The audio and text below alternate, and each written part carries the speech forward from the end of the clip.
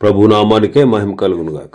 కూడి వచ్చిన మీ అందరికీ, కర్మల ఆత్మీయ సహవాస సంఘ విశ్వాసులందరికీ మన ప్రభువును ఆయన ప్రియ కుమారుడునైన యేసుక్రీస్తు వారి శ్రేష్టమైన నామంలో శుభములు మరియు అందరికీ వందనాలండి. ఇర్మియా గ్రంథం 10వ అధ్యాయాన్ని మనం ధ్యానం చేసుకుంటున్నాం. ఇర్మియా గ్రంథం 10వ అధ్యాయం. ఇందులో ముఖ్యమైనటువంటి అంశం ఏంటంటే యెహోవాయే నిజమైన దేవుడు. యెహోవాయే నిజమైన దేవుడు. మొదటి 16 వచనాల్లో విగ్రహములకు నిజమైన దేవునికి ఉన్నటువంటి వ్యత్యాసాన్ని గురించి మనం ధ్యానిస్తూ ఉన్నాం. మరి గత దినం 2 వచనాలు మనం ధ్యానం చేసుకున్నాం. 3వ వచనం నుంచి 5వ వచనం వరకు మనం చూస్తే, జనముల ఆచారములు వ్యర్థములు, అడవిలో ఒకడు చెట్టు నరుకునట్లు అది నరకబడును, అది పనివాని గొడ్డలతో చేసిన పని. వెండి బంగారముల చేత పనివారు దానిని అలంకరింతురు, అది కదలక యుండునట్లు మేకులు పెట్టి సుత్తెలతో బిగగొట్టి దానిని నిలుపుదురు. అవి తాటి చెట్టు వలె తిన్నగా ఉన్నవి, అవి పలకవు నడవనేరవు గనుక వాటిని మోయవలసి వచ్చెను. వాటికి భయపడకుడి, అవి హాని చేయనేరవు, మేలు చేయుట వాటి వలన కాదు. ఇక్కడ విగ్రహములు వట్టివి, వాటిలో జీవము లేదు అంటున్నాడు. కాబట్టి జనుల ఆచారములు వ్యర్థం. కాబట్టి వాళ్ళు విగ్రహాలను చేస్తారు, వెండి బంగారాల చేత వాటిని అలంకరిస్తారు, అవి కదలక ఉండినట్లు మేకులతో వాటిని బిగగొడతారు, వాటిని నిలుపుతారు, అవి తిన్నగా ఉన్నాయి, అవి పలకవు నడవనేరవు, కాబట్టి వాటిని మోయాల్సి వచ్చింది. కాబట్టి వాటికి భయపడకండి, అవి హాని చేయనేరవు, మేలు చేయుట కూడా వాటి వలన కాదు. కాబట్టి మనం ఈ లోకానికి సత్యాన్ని ప్రకటింప చేయాలి. మరి 6వ వచనంలో భక్తుడు అంటాడు, యెహోవా నిన్ను పోలిన వాడెవడనూ లేడు, నీవు మహాత్యము గలవాడు, నీ శౌర్యమును బట్టి నీ నామము ఘనమైనదాయను. యెహోవా నిన్ను పోలిన వాడెవడు. నిర్గమాకాండం 15వ అధ్యాయంలో భక్తుడు మోషే ప్రభుని స్తుతిస్తూ కొనియాడుతూ పలికిన మాటలు ఉంటాయి. వేల్పులలో నీ వంటి వాడెవడు, పరిశుద్ధతను బట్టి నీవు మహనీయుడు, స్తుతి కీర్తనను బట్టి పూజ్యుడు, అద్భుతములు చేయువాడవు, నీ వంటి వాడెవడు అంటారు. ఇంకా మనం చూస్తే ఇర్మియా గ్రంథం 49వ అధ్యాయం. ఇర్మియా గ్రంథం 49వ అధ్యాయం 19వ వచనం. చిరకాలము నిలిచి నివాసమును పట్టుకొనవలనని శత్రువులు యొర్దాను ప్రవాహంలో నుండి సింహం వలె వచ్చుచున్నారు. నిమిషములోనే వారిని దాని యొద్ద నుండి తోలివేయుదును. నేనెవరిని ఏర్పరుతునో వానిని దాని మీద నియమించదును. నన్ను పోలి ఉన్నవాడై నాకు ఆక్షేపణ కలుగజేయవాడేడి, నన్ను ఎదిరింపగల కాపరి ఏడి. కాబట్టి ప్రభువును పోలి ఉన్నవాడు, ప్రభువును ఆక్షేపణ చేసేవాడు, ప్రభువును ఎదిరింపగలిగిన వాడు ఎవరు లేరు. ఆయనను పోలిన వాడు లేడు అంటాడు కీర్తనకారుడు 89వ కీర్తనలో. కీర్తనకారుడు 89వ కీర్తన 6వ వచనంలో మనం చదివితే, మెంటను యెహోవాకు సాటి అనేవాడెవడు, దైవపుత్రులలో యెహోవా వంటి వాడు ఎవరు అంటారు. యెహోవా అనే మాటలో తండ్రి అయిన దేవుడు, కుమారుడైన దేవుడు, పరిశుద్ధాత్మ దేవుడు ఉన్నారు. వారు ముగ్గురు 3 వేరువేరు వ్యక్తిత్వాలు కలిగిన వారు, కానీ ముగ్గురు ఒక్కటే. దేవుడు ఒక్కడే, కానీ ఒంటరి కాదు. ఆయన తండ్రి అయిన దేవుడు, కుమారుడైన దేవుడు, పరిశుద్ధాత్మ దేవుడు. మరి యెహోవా అనే మాటలో యేసుక్రీస్తు కూడా ఉన్నాడు. యెహోవా అనే మాటను యేసుక్రీస్తు యేసుక్రీస్తు కూడా అందులో ఉన్నాడు. మరి యేసుక్రీస్తుకు సాటి అయిన వాడు ఉన్నారా? ఎవరు లేరు. ఈ నామం వలననే కానీ ఆకాశము క్రింద మనుష్యులలో ఇయ్యబడిన మరి ఏ నామమున మనం రక్షణ పొందలేం. కాబట్టి ప్రభు మహత్యము గలవాడు. ప్రభు మహత్యము గలవాడు. 6వ వచనంలో మనం చదివాం కదా మన భాగంలో. ఆయన పోలిన వాడు ఎవ్వడూ లేడు. ఆయన మహత్యము గలవాడు, శౌర్యము గలవాడు. ఆయన శౌర్యము గలవాడు. 7వ వచనంలో జనములకు రాజు. జనములకు రాజు. ఆయన మహత్యము గలవాడు, ఆయన శౌర్యం గలవాడు, ఆయన జనములకు రాజు. కాబట్టి ఆయన మహత్యము గలవాడు. ఆయన దగ్గరకు వస్తే, ఆయన ఆశ్రయిస్తే, ఆయన యందు విశ్వాసం ఉంచితే గొప్ప కార్యాలు నీ జీవితంలో, నా జీవితంలో చేస్తాడు. ఆయన కంటే బలవంతుడు మరొకడు లేడు. ఆయన అపవాదిని నశింపచేయగల బలవంతుడు, మరణాన్ని గెలిచినటువంటి బలవంతుడు. కాబట్టి మరణాన్ని, అపవాదిని ఓడించినవాడు. శిలువ చేత జయోత్సాహంతో మరణాన్ని గెలిచాడు, అపవాదిని గెలిచాడు. ఇంకా ఆయన జనములకు రాజు. జనములకు రాజు. దానియేలు గ్రంథం 7వ అధ్యాయం 14వ వచనం చదివితే, సకల జనులను, రాష్ట్రములను, ఆయా భాషలు మాట్లాడువారును ఆయనను సేవించున్నట్లు ప్రభుత్వమును, మహిమయు, ఆధిపత్యమును ఆయనకి ఇవ్వబడను. ఆయన ప్రభుత్వము శాశ్వతమైనది, అదన్నటికీ తొలగిపోదు. ఆయన రాజ్యము ఎప్పుడును లయము కాదు. కాబట్టి ఆయన ప్రభుత్వం శాశ్వతమైనది, అది ఎన్నటికీ తొలగిపోదు. ఆయన రాజ్యము ఎల్లప్పుడూ లయము కాదు. ఈయన ప్రభువైన యేసుక్రీస్తు వారు ప్రస్తుతం రహస్యమందున సంఘానికి రాజుగా ఉన్నాడు. ఈ లోకంలో ఉన్నటువంటి సంఘానికి ఆయన ప్రభువుగా ఉన్నాడు, రాజుగా ఉన్నాడు. ఒక దినాన ఆయన రాజుగా ఈ లోకాన్ని, ఈ సర్వలోకాన్ని బహిరంగంగా ఏలబోతూ ఉన్నాడు. కాబట్టి ఆయనకు భయపడాలి. ఆయనకు భయపడాలి. ఈనాడు మనకు రక్షణార్థమైన భయం ఉండాలి. రెండోది పవిత్రమైనటువంటి భయం ఉండాలి. 3 సేవార్థమైన భయం ఉండాలి. లూకాసు వార్త 23వ అధ్యాయం, లూకాసు వార్త 23వ అధ్యాయం 40-41 వచనాలు. అయితే రెండవ వాడు వాడిని గద్దించి, నీవు అదే శిక్షావిధిలో ఉన్నావు గనుక దేవునికి భయపడవా? మనకైతే ఇది న్యాయమే, మనము చేసిన వాటికి తగిన ఫలం పొందుచున్నాము గాని ఈయన ఏ తప్పిదమును చేయలేదని చెప్పాడు. సిలువలో ఆయన వ్రాలాడుతున్నప్పుడు ఆయన ఇరుప్రక్కల 2 దొంగల్ని, బందిపోడు దొంగల్ని సిలువ వేశారు. అందులో ఒకడు ప్రభువుని దూషిస్తున్నాడు, మరొకడు వాడిని గద్దించాడు, అరే నీవు అదే శిక్షా విధిలో ఉన్నావా?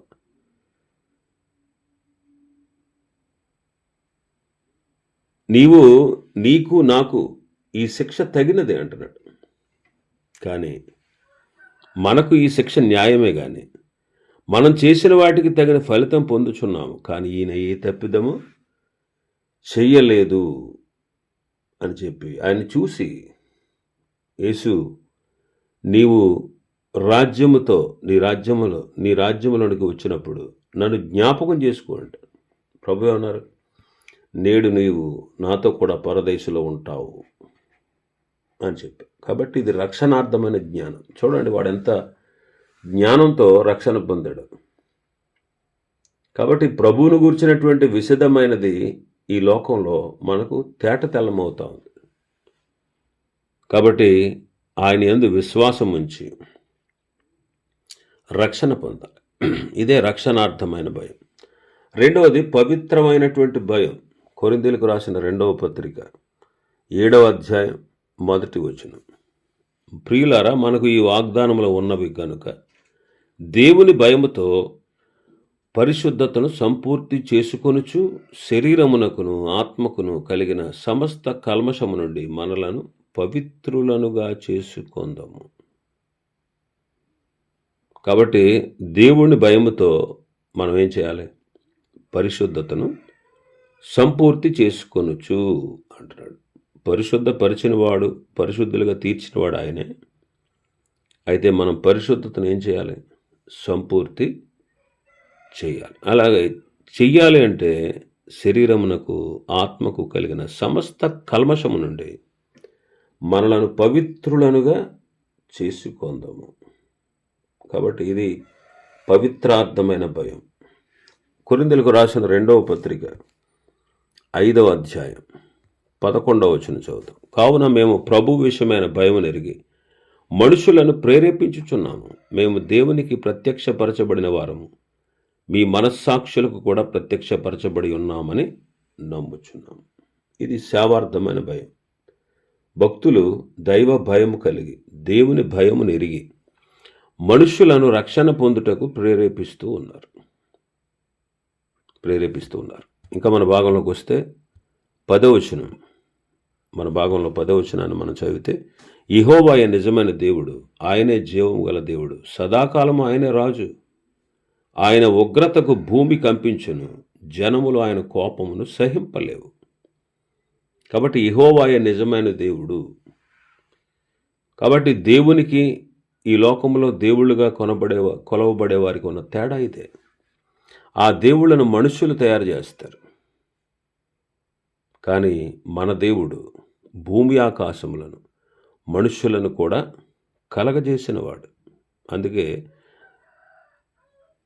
ఆయనే నిజమైనటువంటి దేవుడు,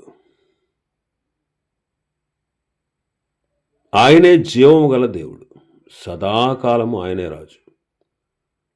ఆయన ఉగ్రతకు భూమి కంపిస్తుంది, జనుములు ఆయన కోపాన్ని సహించలేరు. కాబట్టి ఈ లోకంలో నిజమైన దేవుడు ఆయనే. మరి ఆ దేవుళ్ళు మనం చూస్తే అవి మనుషులు చేశారు. లోకంలో దేవుళ్ళుగా కొలిచేటువంటి మానవులు వాళ్ళు కొలిచేటువంటి దేవుళ్ళను ఒకసారి ఆలోచన చేస్తే వారే చేశారు. కానీ ఈయన మనలందరినీ, ఈ సర్వ సృష్టిని కలుగజేసినవాడు. ఆయనే ఆద్యంతరహితుడు, శాశ్వతుడు. ఆయనే నిజమైన దేవుడు, నిత్య జీవం ఆయనే. ఈ మాటలన్నీ కూడా ఒకసారి చూస్తే సదాకాలం ఆయన రాజు, ఆయన ఉగ్రతకు భూమి కంపిస్తుంది, జనములు ఆయన కోపాన్ని సహించలేవనేటువంటి ఈ మాటలు ప్రభువైన యేసుక్రీస్తు వారికి సంబంధించినవి. ఎందుకంటే ఆయనే సదాకాలము రాజు. క్రీస్తు రెండవ రాకడ ఎంతో భయంకరమైనటువంటిది. ఆయన రాకడ, ఆయన ఉగ్రతకు భూమి కంపిస్తుంది, జనములు ఆయన కోపాన్ని సహించలేరు. కాబట్టి ఆయన సృష్టికర్త. అందుకే త్రిత్వములో కుమారుడైన దేవుడు కూడా సృష్టికర్త అయినడు. కలిగి ఉన్నదేది ఆయన లేకుండా కలగలేదు అని యోహాను సువార్త 1వ అధ్యాయం 3వ వచనంలో చదువుతాం. కాబట్టి క్రీస్తు సమస్తములకు ఆధారభూతుడు. కొలస్సీలకు రాసిన పత్రిక 1వ అధ్యాయం 15వ వచనం నుంచి మనం చదివితే, ఆయన అదృశ్య దేవుని స్వరూపి అయి సర్వసృష్టికి ఆది సంభూతుడై ఉన్నాడు. ఎలాగనగా ఆకాశం అందున్నవి, భూమి అందున్నవి, దృశ్యమైనవి కానీ అదృశ్యమైనవి కానీ, అవి సింహాసనములైన, ప్రభుత్వములైన, ప్రధానులైన, అధికారులైన సర్వమును ఆయన యందు సృజించబడను. సర్వమును ఆయన ద్వారాను ఆయనను బట్టియు సృజించబడను. ఆయన అన్నిటికంటే ముందుగా ఉన్నవాడు, ఆయనే సమస్తమునకు ఆధారభూతుడు. కాబట్టి మన ప్రభువే సమస్తమునకు ఆధారభూతుడు. ఈనాడు సంఘాన్ని నిర్మించి సంరక్షించుచున్నాడు. ఆయన సంఘాన్ని నిర్మించి సంరక్షిస్తున్నాడు. ఎఫెసీ పత్రిక 5వ అధ్యాయంలో చదువుతాం, సంఘాన్ని పోషించి సంరక్షిస్తూ ఉన్నాడు. ఇంకా మన భాగంలోకి వస్తే 16వ వచనాన్ని చూస్తే, యాకోబుకు స్వాస్థ్యమైన వాడు వాటి వంటి వాడు కాదు. ఇక్కడ ఆయన సర్వ సృష్టిని సృష్టించిన వాడని మనకు బోధపడుతుంది. 12వ వచనం నుంచి చదివితే, ఆయన తన బలము చేత భూమిని సృష్టించాడు, తన జ్ఞానము చేత ప్రపంచమును స్థాపించాడు, తన ప్రజ్ఞ చేత ఆకాశమును విశాలపరిచాడు. ఆయన ఆజ్ఞయేగా జలరాశులు ఆకాశమండలంలో పుడతాయి. భూమి ఎంత భాగములో నుండి ఆయన ఆవిరిని ఎక్కజేస్తాడు. వర్షము కరుగునట్లుగా ఆయన మెరుపులు పుట్టిస్తాడు. తన ధరాగారములో నుండి గాలిని రావిస్తాడు. తెలివిలేని ప్రతి మనుష్యుడు పశుప్రాయుడు. పోతపోయే ప్రతివాడు తాను చేసిన విగ్రహమును బట్టి అవమానం పొందుచున్నాడు. అతడు పోత పోసినది మాయారూపం, అందులో ప్రాణమేమీ లేదు. అవి ఆశను చెడగొట్టు మాయా కార్యాలు. విమర్శ కాలంలో అవి నశించిపోతాయి.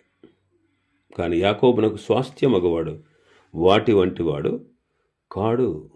ఆయన సమస్తాన్ని నిర్మించువాడు. ఇశ్రాయేలు ఆయనకు స్వాస్థ్యముగానున్న గోత్రము. సైన్యములకు అధిపతికి యెహోవా అని ఆయనకు పేరు. ప్రభువు ఇశ్రాయేలును స్వాస్థ్యంగా ఏర్పరచుకున్నాడు. ఈనాడు యేసుక్రీస్తు సంఘము అనేటువంటి స్వాస్థ్యాన్ని మనకు ఏర్పరిచాడు. సంఘము ఆయన స్వాస్థ్యం. సంఘము ఆయన స్వాస్థ్యం. ఇంకా మనం చూస్తే మన భాగంలోకి వస్తే 17వ వచనం నుంచి 25వ వచనం వరకు సేవకుని యొక్క ఆవేదన, ఆలోచన, విజ్ఞాపన మనం చూస్తాం. సేవకుని యొక్క ఆవేదన, సేవకుని యొక్క ఆలోచన, సేవకుని యొక్క విజ్ఞాపన మనం చూస్తాం. 17వ వచనం నుంచి ఆఖరి వరకు మనం చూస్తే 17వ వచనం, నివాసిని ముట్టడి వేయుచున్న దేశము విడిచి వెళ్ళుటకై నీ సామగ్రిని కూర్చుకొను. యెహోవా ఈ మాట సెలవిచ్చుచున్నాడు, నేను ఈ వేళను ఈ దేశ నివాసులను విసిరివేయుచున్నాను. వారు పట్టబడవలనని వారిని ముట్టడి వేయించుచున్నాను. కటకట నేను గాయపడితిని, నా దెబ్బ నొప్పి పెట్టుచున్నది. అయితే ఈ దెబ్బ నాకు తగినదే అనుకుని నేను దాన్ని సహించుదును.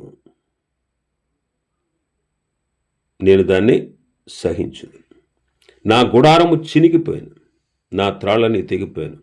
నా పిల్లలు నా యుద్ధ నుండి తొలగిపోయి ఉన్నారు. వారు లేకపోయారు. ఇక మీదట నా గుడారమును వేయుటకైనను నా తెరలు ఎత్తుటకైనను ఎవ్వడునూ లేడు. ఇక్కడ చూడండి, ఇశ్రాయేలుపై గొప్ప శిక్ష రాబోతుంది. ఎందుకంటే ప్రభువు పాపాన్ని సహించాడు. ఈనాడు కూడా అంతే. మనల్ని మనం విమర్శ చేసుకోవాలి.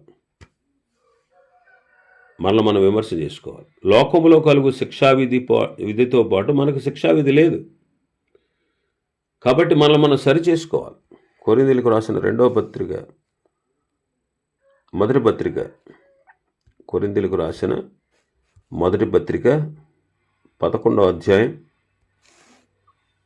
30వ వచనం నుంచి, ఇందువలననే మీలో అనేకులు బలహీనులను రోగులనై ఉన్నారు, చాలామంది నిద్రించుచున్నారు. అయితే మనమే విమర్శించుకుని ఎడల తీర్పు పొందకపోదుము. మనము తీర్పు పొందిన ఎడల లోకముతో పాటు మనకు శిక్షావిధి కలగకుండానట్లు ప్రభువు చేత శిక్షింపబడుచున్నాము.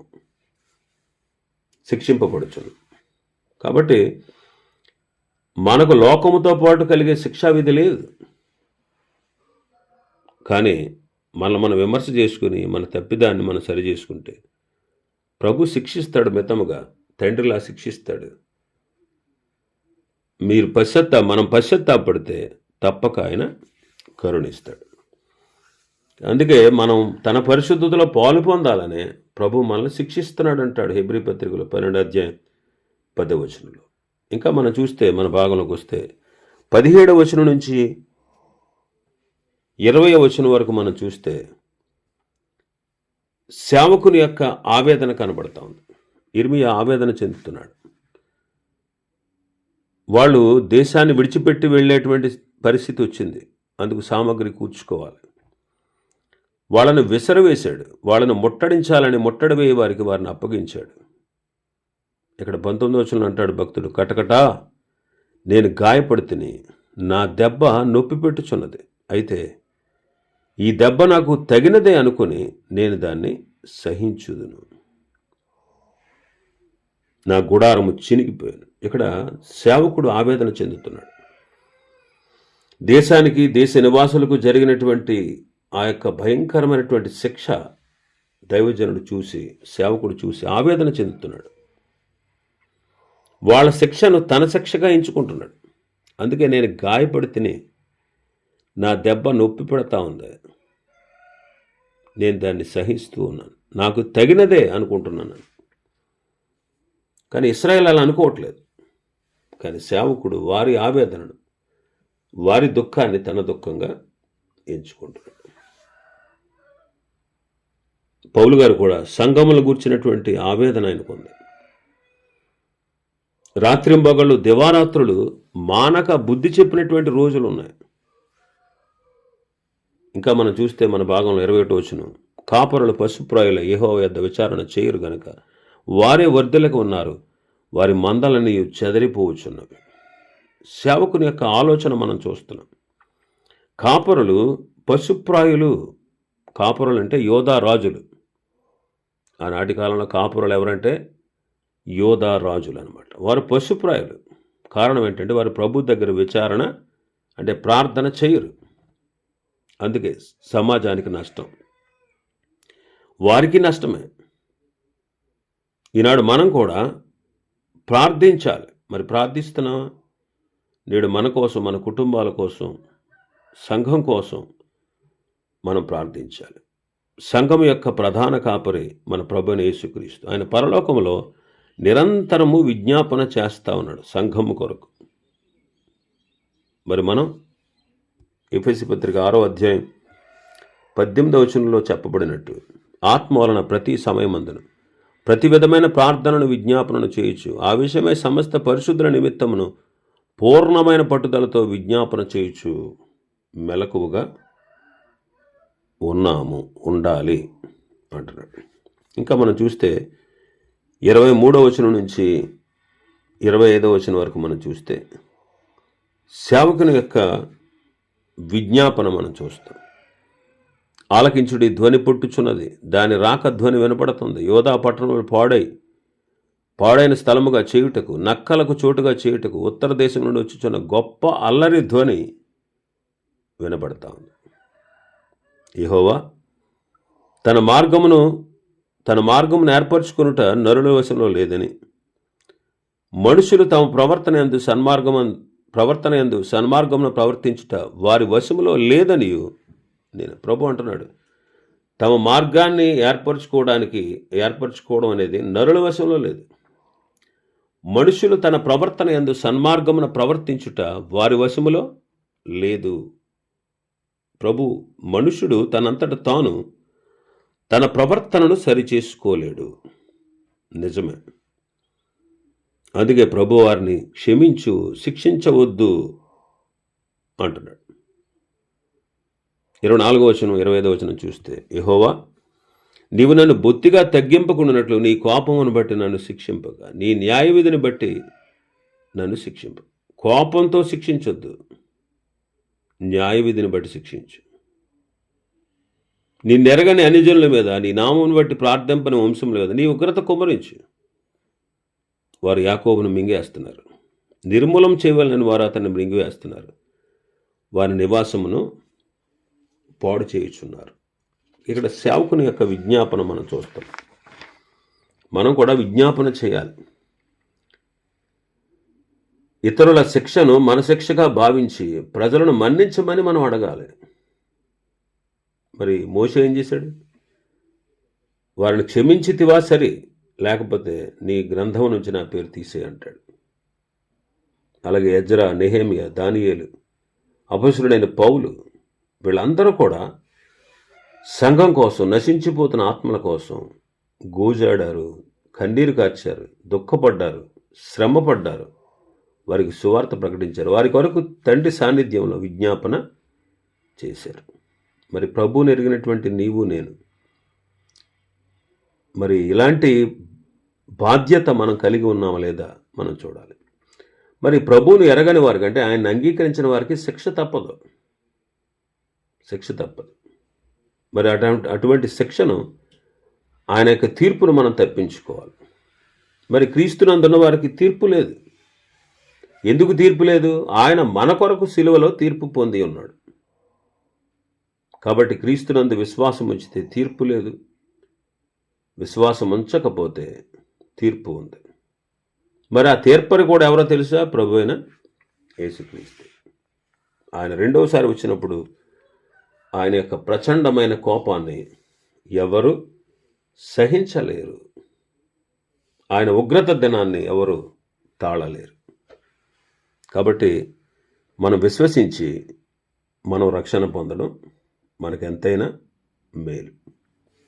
ఇవి ఈ అధ్యాయంలో ఉన్నటువంటి విషయాలు. ప్రభు చిత్తమైతే రేపు దినం మరొక అధ్యాయాన్ని మనం ధ్యానం చేసుకుందాం. దేవుడి వర్తమాన వాక్యాన్ని మన వినికిడిలో ఆశీర్వదించునుగాక. ఆమేన్.